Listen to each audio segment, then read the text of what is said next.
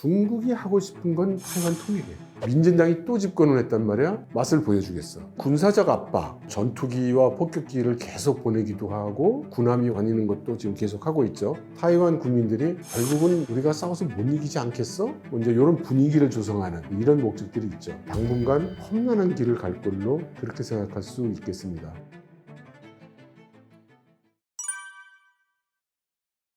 이번 타이완 대선은 전 세계가 관심을 집중한 그런 선거였죠. 왜냐하면 앞으로 타이완에서 중국에 대해서 어떤 입장을 취할지가 이제 이번 선거에 의해서 결정되기 때문이었고요. 또 타이완 정부의 입장이 어떻게 결정되느냐에 따라서 양안 관계의 긴장 관계가 어떻게 진행이 될지가 또 결정이 될 것이고, 그것이 또한 미중 관계를 결정할 것이고, 미중 관계는 또한 많은 국가들의 이해관계에 영향을 주기 때문이죠. 중국은 자기한테 유리하게 해석을 하죠. 그래서 말씀드렸듯이 민진당의 총통이 지지율이 40% 되고 야당이 50%가 넘으니 타이완 국민들은 너를 지지하는 게 아니다, 이런 식으로 이야기를 하고 있어요.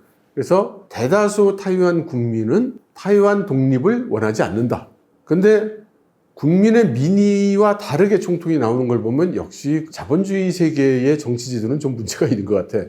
먼저 이런 암시를 하고요. 그리고 요 선거가 있기 전부터 이번 타이완 선거는 전쟁이냐 평화냐의 선거다라고 계속 얘기해 왔어요. 그것은 민진당이 들어서거나 해서 중국과 각을 세우게 되면 이젠 평화가 아니야. 우리가 옛날 같을 수가 없어. 이제 더 이상 봐주지 않을 거야. 이런 메시지를 계속 던진 거거든요. 근데 중국은 북한하고 좀 다르죠. 북한은 막 말로는 떠들어도 실행을 잘 못하잖아요. 왜냐하면 한국의 국력이 더 강하니까. 근데 중국은 그렇지 않아요. 중국은 높은 사람, 지도부에서 뭐라고 하면 그게 지켜져야 됩니다. 그러니까 허튼 소리를 안 한다는 거예요. 그러므로 이제 이런저런 타이완에 대한 압박의 강도가 상승할 걸로 그렇게 예상할 수 있겠습니다. 일단 군사적 압박, 그러니까 전투기와 폭격기를 계속 보내기도 하고 타이완 주변에 있는 도서변을 군함이 다니는 것도 지금 계속 하고 있죠. 우리나라에서 보도가 잘 안 돼서 그렇지 지금 엄청나게 하고 있거든요. 그리고 또 하나 이제 추가되는 것이, 지금까지 그 중국과 타이완 사이에는 에크파라고 하는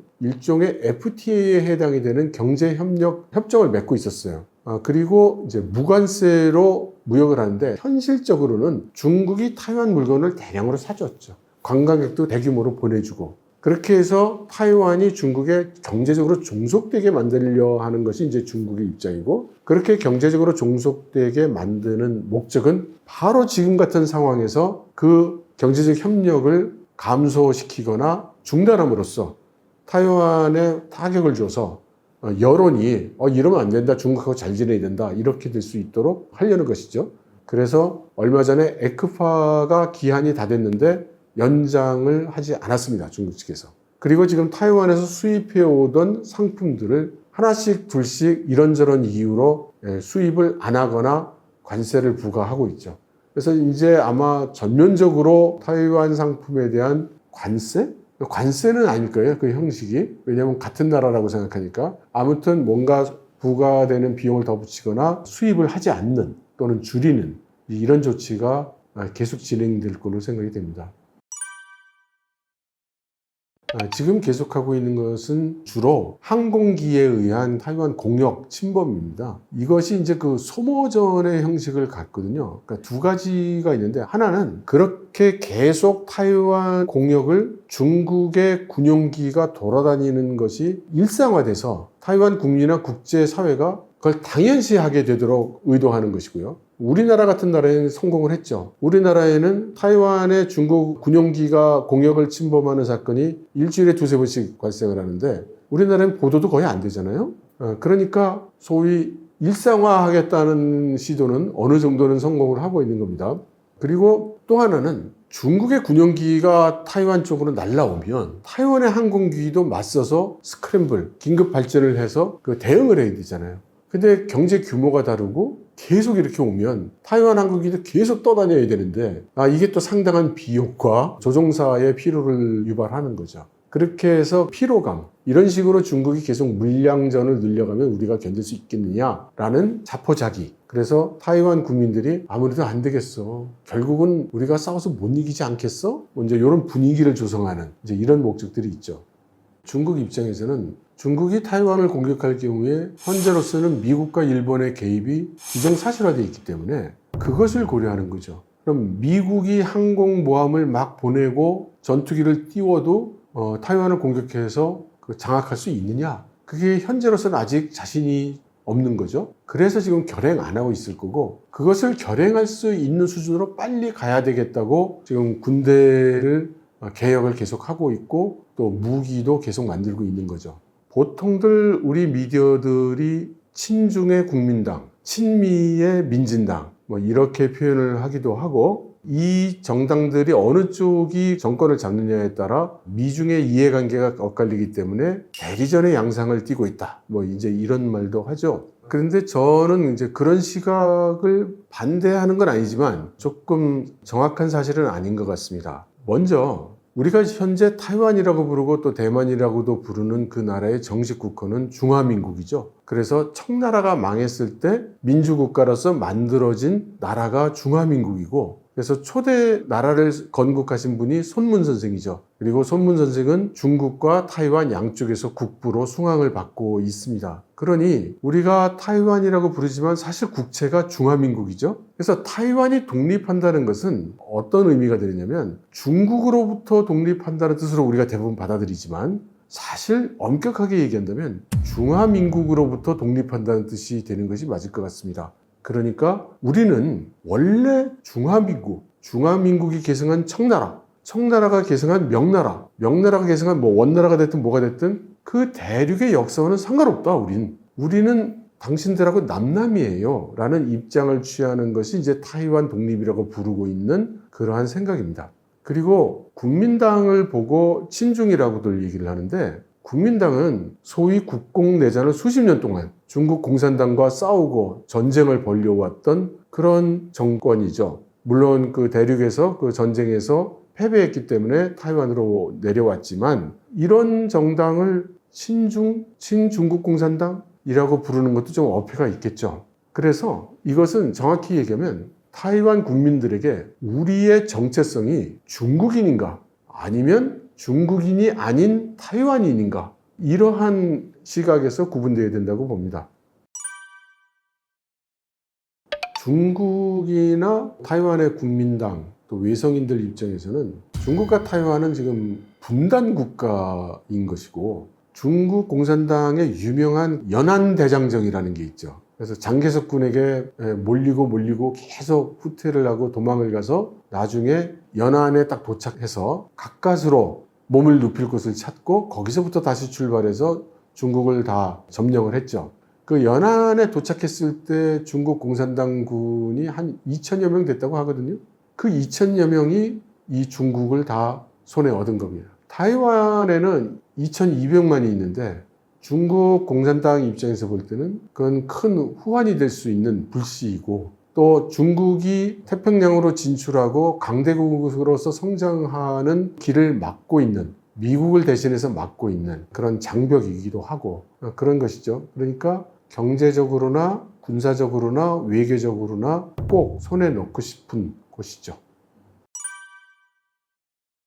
미국이 대만 대선이 이제 결정이 되면 비공식적으로 사람을 보내서 당선자에게 미국 정부의 입장을 설명을 하고 협조를 구하겠다 이렇게 했죠. 그런데 중국은 당연히 그건 말도 안 된다, 그건 우리 중국 정부를 뺨을 때리는 행위다, 도저히 용서할 수가 없다, 용납할 수가 없다 이렇게 얘기를 했거든요. 그래서 절충하는 방식으로 현직 공무원이 아니고 전직 고위직 공무원 2사람을 보냈습니다. 이미 도착해서 얘기도 이제 나눴죠. 구체적으로 무슨 얘기를 했는지는 아직 보도가 나오지 않았습니다. 타이완 대선의 결과가 나오자마자 민진당이 승리를 해서 대만 역사 최초로 한 정당이 3번 연속 총통 자리를 차지하게 됐는데, 그러자마자 바이든 대통령이 한 말씀 하셨죠. 미국은 타이완의 독립을 지지하지 않는다 라고요. 그건 또 무슨 뜻이겠습니까? 우리는 타이완 선거를 보면서 이걸 양극단의 싸움으로, 민진당과 국민당이 서로 정면 대결을 하고 민진당 뒤에는 미국이 있고 국민당 뒤에는 중국이 있어서 미국과 중국이 격돌한다. 이제 이런 식으로 좀 생각하는 것 같은데요. 미국과 중국의 입장은 또 타이완에 있는 국민당이나 민진당과는 또 다른 거죠. 그래서 이것을 미중의 대리전이기 때문에 미국이 승리했다. 이렇게 보면 큰 오해가 될 것 같아요. 저는 그 패권 전쟁이라는 말은 사실 좀 사용하고 싶지 않습니다. 그러니까 중국은 지난 수년간 계속해서 얘기를 하고 있어요. 패권? 나는 패권 필요 없다. 너 미국 가져. 뭐 이런 말을 계속해 오고 있어요. 중국이 하고 싶은 건 타이완 통일이에요. 그런데 미국이 타이완 통일 그건 안 되겠다. 그러니까 미국하고 갈등이 있고 무력 충돌의 가능성이 계속 커지는 겁니다. 그럼 중국이 미국하고 한번 자웅을 겨뤄두겠다고 해서 막 미국으로 ICBM을 날린다든가 태평양 먼바다에 가가지고 칠함대하고 뭐 싸워본다든가 그러겠는가? 일단 실력도 안 되고 그럴 이유도 없어요. 그래서 이걸 패권이라고 이야기하면 좀 그 오해가 있을 것 같아요. 그것보다는 중국이 타이완을 확보하려고 하는 이 이슈에 대해서 미중이 충돌하고 있다. 패권 전쟁보다는 미중 충돌? 뭐 이렇게 표현하는 게 좋을 것 같아요. 타이완이 있음으로 해서 중국이라는 나라는 사실은 그 가슴에 큰 돌을 올려놓은 것처럼 그렇게 억제되어 있는 상태인 거거든요. 그러니까 그러지 않아도 자꾸 맘먹으려고 하는 중국이 이 가슴팍을 확 누르고 있는 바윗돌을 탁 치워주면 무슨 일이 일어날지 별로 미국 입장에서 기분 좋은 일은 아닐 거잖아요. 그러니까 그 사태를 볼 수 없죠. 또 미국은 여태까지 전쟁을 자국 내에서 해본 적이 없어요. 그런데 만일 타이완이 중국 손에 들어가게 되면 중국 인민해방군의 원양 함대가 이제 괌, 하와이 그리고 캘리포니아 앞바다까지 왔다 갔다 하게 됩니다. 그런 군사적 상황을 미국으로서는 받아들일 수가 없죠. 일단 민진당이 대선을 승리했기 때문에 앞으로 많은 대만 사람들이 우리는 중국의 일부가 되기 싫다라는 의사를 표명했다고 이제 일단 이렇게 봐야 되겠습니다. 그런데 사실은 이번 대선에 나온 정당이 이제 세 정당이었거든요. 그래서 현재 여당 계속해서 중국과 각을 세우고 있고 과거에는 대만 독립을 공개적으로 주장을 했던 민진당의 라이칭도 후보가 이제 있었죠. 이 사람은 대중 강경파고 우리는 중국과 하나가 될 생각이 없다. 너희는 너희 길을 가라. 우리는 우리의 길을 갈게. 이제 이런 주장을 하고 있는 사람이죠. 그럼 국민당은 호요이라는 후보가 나왔는데 이 사람은 원래 경찰서장이었어요. 경찰로 평생 일하다가 신망을 얻어가지고 지방도시의 시장을 하고 거기서도 그 일을 잘한다. 이렇게 평가를 받아서 이제 대선 후보까지 된 사람입니다. 근데 이 사람의 그 특징은 말하는 걸 별로 안 좋아해요. 말수가 적고 좀 내성적이라고 할까요? 묵묵히 일하는 사람이다 나는. 이제 이렇게 이야기했던 사람인데 이 국민당에는 옛날부터 말 잘하는 사람들이 굉장히 많았어요. 그냥 뭐 제가 조국과 민족을 위해서 뭐 이걸 하네 저걸 하네 이렇게 하는 사람이 많았는데 이제 그 타이완 국민들 입장에서 이제 말만 하는 사람보다는 묵묵히 실천하는 사람 이제 이런 사람을 지지한 거죠. 그래서 이 호요이 후보가 됐는데 그러면 국민당은 우리는 중국하고 하나가 되겠어요. 중국 공산당의 치하에 들어갈래요. 라고 하느냐? 그거 아닙니다. 국민당은 중국이다. 우리는 중국인이다. 그래서 하나의 중국이라는 중국 정부의 주장에 동의한다. 다만 중국 공산당 일당 독재 체제는 그거는 받아들일 수가 없다. 우리가 언젠가는 중국 대륙에 들어가서 우리가 한번 정권을 잡아와야지. 뭐 이런 시각이죠. 하지만 이제 현실적으로 지금 중국은 저렇게 국력이 세고 무력이 강한데 어떻게 그 중국을 통일하겠다는 거냐. 그래서 잠시 할 말이 없기 때문에 현상 유지를 하자. 이렇게 하고 있는 거지. 이 국민당이 뭐 나는 공산당이 좋아요. 이런 건 절대 아니라는 거죠. 그리고 이 민진당과 국민당이 과거 수십 년 동안 계속 우리나라의 민주당, 국힘당처럼 싸워왔어요. 그게 상당히 격렬합니다. 어떤 정도로 격렬하냐면 이 대통령 선거가 있거나 국회의원 선거가 있으면 택시를 타고 가다가 말 잘못하면 쫓겨나요. 택시 기사님이 국민당을 지지해. 그런데 손님은 민진당을 지지해. 그러면 막 말싸움하다가 택시 기사가 택시를 딱 세우고 너 내려. 난 너 같은 사람 태우기 싫어. 뭐 이런 경우도 많고 이런 정도로 굉장히 격렬해요. 이게 계속 오래되다 보니까 사람들이 이제 피곤한 겁니다. 특히 젊은이들은 이건 뭐 노땅들이 맨날 뭐 중국 관계가 어떻고 이거 가지고 싸우는데 난 당장 취직도 잘 안 되고 급여도 잘 안 오르고 세상이 21세기가 된 지 진작인데 지금 언제까지 지금 뭐 1940년대 얘기를 이어서 하고 있나 이제 이런 생각이 있죠. 그런데 이러한 젊은이들의 지지를 많이 받은 후보가 제3당 민중당의 커원저 후보예요. 이 커원저 후보는 원래 의사 출신입니다. 사실은 그 민진당의 라이칭더도 의사 출신이에요. 전통적으로 타이완의 야당, 진보 야당은 의사가 많습니다. 왜 그러냐면 국공 내전 후에 장제스가 이 타이완으로 이제 피난을 왔을 때 상당히 강권 통치를 했죠. 그러면서 대륙에서 넘어온 외성인들 위주로 정치 권력을 장악하고 원래 타이완에 오래 살던 토박이들, 내성인의 정치 진출은, 정계 진출은 좀 억제를 했었어요. 그러니까 공직을 맡기가 어려운데 본인은 엘리트인 내성인들 입장에서는 주로 이공계를 가고 특히 의대를 많이 갔습니다. 그래서 이 민진당에는 의사 출신들이 많아요. 이 커원저도 원래는 민진당이었어요. 그런데 민진당 내부에도 여러 가지를 문제가 있었던 거죠. 경험이 많지 않다 보니까 능력이 부족한 사람이 많은 거고 능력이 부족한 사람이 많다 보면 본인 기량에 넘치는 자리에 앉게 된다든가 또는 쓸데없는 권력을 위한 투쟁에 소모적인 갈등을 겪는다든가 이제 이런 일이 있으니까 이 양반이 그 민진당에서 점점 각을 세우다가 결국은 나와서 창당을 한 거예요. 이 양반은 그리고 약간 장애가 있어요. 일종의 아스퍼거 증후군이 있어요. 그러다 보니까 이 사람이 말을 전부 직접 화법으로 돌직구로 합니다. 근데 이게 거꾸로 타이완 사람들, 특히 젊은 연령층의 마음을 사로잡은 거예요. 그러니까 비비 꼬는 얘기, 물에 물 탄 것 같은 얘기만 듣고 정치인들은 왜 저래 이러다가 그냥 뭐 말마다 돌직구. 게다가 이 사람은 장애가 좀 있다 보니까 이리저리 딴 생각을 하거나 뱃속이 시커멓게 다른 속셈이 있거나 이런 게 없는 거예요. 들은 데서 자기 생각 그대로 얘기하고. 그렇기 때문에 이 사람이 얘기하는 건 그 사람의 진심이다. 이제 이렇게 생각을 할 수 있게 된 거죠. 그래서 젊은 사람들, 개혁을 원하는 사람들의 많은 지지를 받았습니다. 그러면 이 커원저, 민중당 후보의 그 양안 관계에 대한 정책은 뭐냐? 비슷해요. 한마디로 3당 모두 중국 공산당하고 한번 싸워볼 테냐? 그럼 아무도 싸우겠다고 안 해요. 싸워서 이길 자신이 없잖아요. 그러면 공산당이 원하는 대로 흡수 통일 될래? 이것도 아무 세 당 모두 그러고 싶은 당이 아무도 없어요.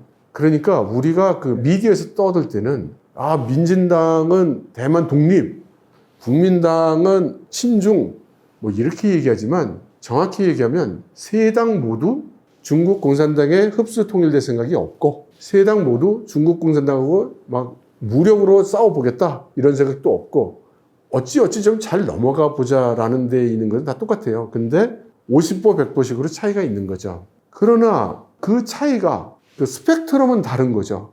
그래서 가장 강성으로 중국과 나를 세우는 민진당, 가장 중국 쪽과 말이 통한다고 볼 수 있는 국민당, 그리고 중간 어딘가에 있는 민중당 이렇게 돼 있고 여기서 이제 대부분의 대만 사람들은 민진당을 선택한 거라고 봐야죠. 하지만 그 지지율이 40몇 %거든요.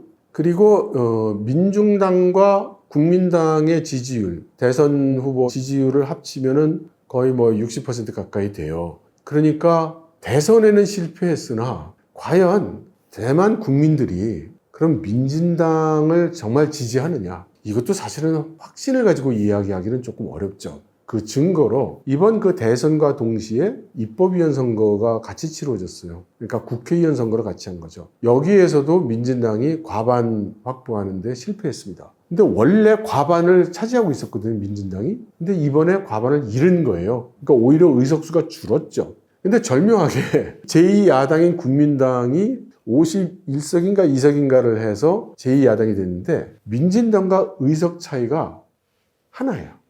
일석이에요. 차잉원 총통 시절에는 총통도 민진당이고 입법원에서도 다수당이 민진당이었기 때문에 말하자면 일사천리로 막 밀어갈 수가 있었죠. 그런데 이제 야당이 자꾸 딴지를 걸겠죠. 앞으로는. 그리고 중국 공산당도 그래? 나하고 나를 세우는 각을 세우는 민진당이 또 집권을 했단 말이야. 내가 그러면 안 된다고 했어 안 했어? 맛을 보여주겠어. 지금 이런 입장에 있기 때문에 타이완이 당분간 험난한 길을 갈 걸로 그렇게 생각할 수 있겠습니다. 남일이 전혀 아니죠. 일단 양안에서 미중 간의 무력 충돌이 일어나게 되면 주일 미군이 전부 날아가서 전투를 한다고 했고 일본군도 같이 참여해서 같이 싸운다고 했습니다. 그리고 주한 미군 공군 사령관이 양안에서 미중 무력 충돌이 나게 되면 그 날로 주한 공군은 날아가서 전투에 참여한다고 했고요. 주한 미군 사령관도 참전한다고 했습니다. 그러면서 한국도 우리 편에 쓸 것으로 믿는다. 뭐 이런 말을 했죠. 그런데 우리나라는 중국과 타이완 사이에 그 갈등이 생겨서 미국과 중국이 충돌하게 되면 미국하고 일본이 싸우고 우리는 뒤에서 깃발이나 좀 흔들고 야, 잘 싸워. 미국 이겨라. 뭐 이러는 상황이 될 걸로 생각을 하는 것 같은데 그렇지 않을 겁니다. 왜냐하면 중국 입장에서 보면 우리나라에서 미사일을 쏘면 중국에 있는 거대 도시들과 군사기지가 다 노출이 되거든요. 거기서 평택항에 있는 미군 기지가 전 세계에서 제일 큰 미군 기지예요. 아니 거기서 군함과 항공기가 날라오면서 자기들을 공격하는데 그걸 그대로 내버려 둘 것 같습니까? 그래서 한국은 양안 전쟁이 일어나게 되면 휩쓸리게 될 가능성이 높다. 그러면 휩쓸리게 되면 전쟁에 참여하게 되겠죠. 전쟁에 참여하게 되면 우리 젊은이들이 나가서 싸워야 되겠죠. 그렇게 되면은 많은 사망자, 피해를 입게 될 겁니다. 제가 이 질문에 대한 대답에 대해서 항상 굉장히 높다. 굉장히 전쟁이 일어날 가능성이 높고 한국이 휩쓸려 갈 거다라고 얘기를 하는데 사실 미래의 일을 누가 알겠어요. 그걸 단정적으로 전쟁은 꼭 난다. 120% 난다. 한국은 휩쓸려 들어간다. 200% 휩쓸려 들어간다. 우리 젊은이들 다 가서 피 흘리게 생겼어. 이렇게 얘기를 하긴 좀 어렵죠. 그럼에도 불구하고 이게 지금 우리나라 같은 경우에는 그 전쟁의 가능성을 너무 생각들을 안 하고 계셔서 그 경각심을 일깨우는 차원으로 저는 이게 굉장히 가능성이 높고 위험도가 높으니까 대비를 해야 된다고 이렇게 주장을 하고 목소리를 높이고 있습니다. 그런데 이러다가 전쟁이 안 나고 양안 간에 평화롭게 지내고 하면 제가 앞으로 이제 그 거리를 지나갈 때 사람들이 손가락질 하면서 저 사람이 옛날에 전쟁 난다고 했던 사람이야. 그럴 수도 있겠죠. 그렇다고 해도 지금 제 생각으로는 전쟁의 위험이 굉장히 높기 때문에 우리 모두 경각심을 가져야 된다고 생각합니다.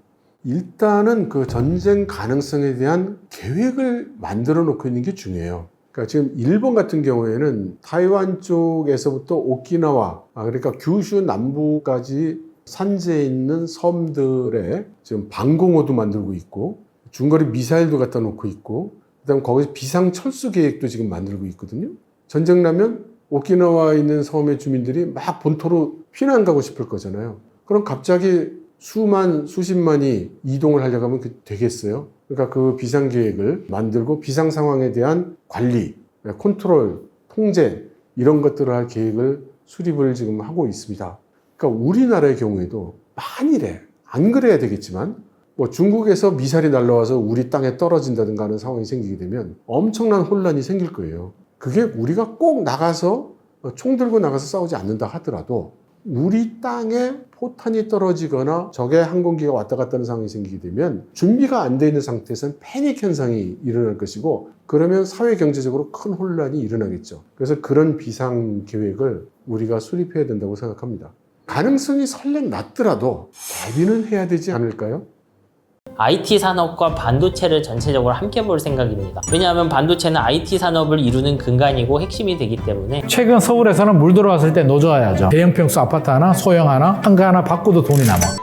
이것만 아셔도 부동산의 가격 전망을 어느 정도 하실 수 있다.